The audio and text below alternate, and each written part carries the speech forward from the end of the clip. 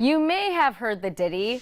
30 days has September, April, June, and November. All the rest have 31, except for February, which has 28 and 29 each leap year. Well, if that isn't fun, I don't know what is. Joining me in Michigan Matters today to talk about what Leap Day is Shannon Schmoll, the director of Abrams Planetarium on Michigan State University's campus.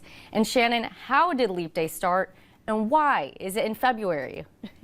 So it started, sort of the modern version of it started under Julius Caesar when we realized that the calendar wasn't quite lining up with the seasons anymore. So he started adding it in every 4 years, and then it was further reformed by Pope Gregory in 1582. Oh, we love the history on that. And why have it every 4 years? So the Earth, as it goes around the sun, it takes 365¼ days to get back to the exact same location. And so for a day, say the first day of spring, it takes a little extra time. And so that adds up to a whole day every 4 years. Well, there's the science and the math behind it. Now here in Michigan, we experience all 4 seasons, sometimes in one day. That's okay. But what would happen to our seasons if we didn't have an extra day?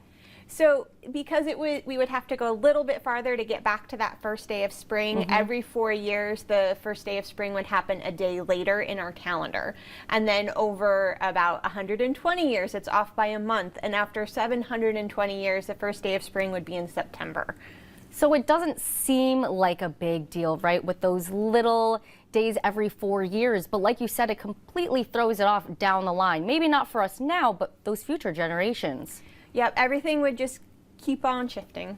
All right, well, and using that information, this is obviously fun to talk about, but over at Abrams Planetarium, studying the planets, the alignments of everything, how does that tie in? How do you use that information? So we use where the Earth is in its orbit to figure out when the next spring is going to be. We also use this information for understanding things like solar eclipses. All of the orbital information is used in mathematical models to make the next predictions of when things are going to happen for our seasons, moon phases, eclipses, all of that stuff. Is there any predictions for the next 4 years when we have the next leap day? It'll be in 4 years. All right, well, there we go. And for more information, where can people learn more about Abrams Planetarium or Leap Day?